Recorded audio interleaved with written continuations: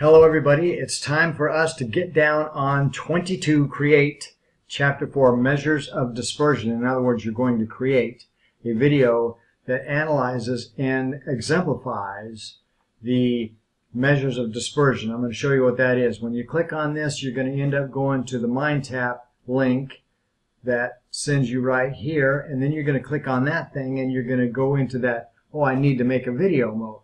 So what you're going to do is come over here, and when it all loads, just click on this plus sign, and that little plus sign is going to give you a opportunity to record the video using the webcam and the desktop. And so once you do that, you're just going to go ahead and record it, and it's going to say, okay, no problem here, and then you're going to record the video. Now I'm going to give you an example of what my video would look like if I were doing this assignment, and here's what I would do. I'd come over and I'd say, the first thing that you need to know about the measures of dispersion is that they are the lowest score, minimum, and the highest score is the maximum. So that produces the range. It gives you a maximum and minimum, and then you can also divide that distribution of scores into 4 quartiles, meaning 25% of the data set will fall below the first quartile. 50% will fall below the second quartile, 75% will score before the third quartile, and then 100% of the scores are contained from the fourth quartile down. So here's what you got. That is how you measure that thing. And then you can come over and say, not only that, but I can make use of the standard deviation, which is, on average, how much scores differ from the mean.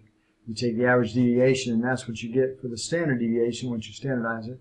And then be aware of the fact that the interquartile range is a statistic that we make use of to measure dispersion of a data set. And that's what this is all about. You'll remember the measures of central tendency describe the typical, the average, or the central score of a distribution, whereas the measures of dispersion give you the variety, diversity, heterogeneity, in other words, variety or heterogeneity of a distribution. So what does that mean? In plain English, it means you got 2 county tag offices, and they deliver a quality of service. It might differ from one agency to the other. One agency might get a service rating, and you look at their mean service rating over several years, for example, and then you look at the mean service rating of another county tag office, and you see, oh, they got about the same rating from their customers, but then if you look at the measures of dispersion for each agency, you might find that one agency is far superior to the other. Why? Because it delivers a more consistent product to its customers. Therefore, the customers would rate that agency a little more consistently. And the other agency would fall short because there was too much variability in their rating scores. And so that's why dispersion measures the sameness or the differentness of 2 different distributions, whereas measures of central tendency give us an ability to predict the outcome of a agency or of a distribution of scores. Measures of dispersion show us how reliable that prediction is. So this is the instructions for creating the video, and you create it on down, and then I'm coming down here and I'm saying, all right, you've got that data set we looked at when we were looking at measures of centrality, and that data set was the family victimizations. There were 282 different cases, subjects of that study, and their mean was, in other words, the citywide mean was 30 victimizations over the year of 2018. Minimum of 2 victimizations, maximum had 71. This is divided into neighborhoods. Well, now we looked at that with centrality. Now we're looking at it through the lens of dispersion, and we're looking at the range, which was 71. Excuse me, the first quartile is a score of 21 victimizations, meaning 21% of the agencies, 25% of the agencies had 21 or less victimizations.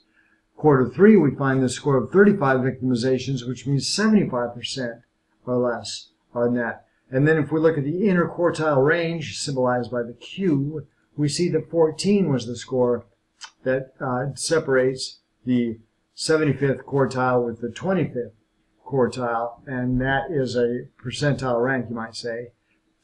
Additionally, the standard deviation conveys to us how spread out those scores were, and the standard deviation turned out to be 11.27. So on average, neighborhoods varied among the entirety of the sample by a score of 11. Standard deviation is a very powerful statistic. We're going to get to that later.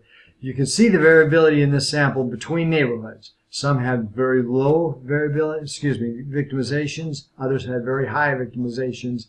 And we looked for measures of centrality to be right around in this area of the thing. And we said that the mean was 30 victimizations. So we can see here that about 30 victimizations falls right around here in Happy Hollow. If that's where you happen to live, you're a happy clam because you live in Happy Hollow. Now we're coming over and saying, let's look at another data set here. And the data set we're looking at right now is the officer fitness data set. And we looked at 16 males, 10 females. We saw that their fitness scores on these various measures, sprinting, bench press, push-ups, etc. And we saw a mean of males falling at 7.6. The mean of female officers fell in at 8.2. And you're saying, oh yeah, I remember that. And that was very strange because females were either less or equal to males on every single measure. How could they have a higher mean? The answer is the arm wrestling of the males was the flimsiest score of the bunch, and females didn't even participate in that event, so they didn't even have a score. So in other words, the distribution is being drawn down, skewed, if you will, by this arm wrestling score, and that thing is shown to us in what the standard deviation of males is, 3.44, whereas the standard deviation of females is only 1.4. So that shows a lot less variability, meaning the females are going to be a lot more reliable in their fitness scores, which you would expect of reliability out of females in the first place. And then here we come over here, and we look at the graphical representation of it. We see there's variability among those things, and the arm wrestling was this is a data set we haven't looked at yet. It is the citizen rating of a police department. 79 citizens were asked how they rated the police department on a scale of 1 to 5, and that variability is brought to us by in these measures of dispersion. Number 1, the minimum and the maximum, 1 and 5, scale of 1 to 5 was how they were rated, and then the range of that is 4. That's maximum minus minimum. Interquartile range is of 2, a score of 2, because the 25% of the scores fall below 2, 75%, meaning 25% above fall above a score of 4. Standard deviation of 1.17, that shows us the variability. And then when we look at the graphical representation of this data set, where you picked on a scale of 1 to 5, how did you rate your police department? Intolerable service, unfavorable service, I can live with it, service, in other words, neutral, favorable, and outstanding were the ratings on that scale. But this gives us a pretty good example of what the measure of diversion, or I should say of dispersion, is. So that's pretty cool stuff. Anyway, if you need help, give me a call, and I'll see you later. Take it easy.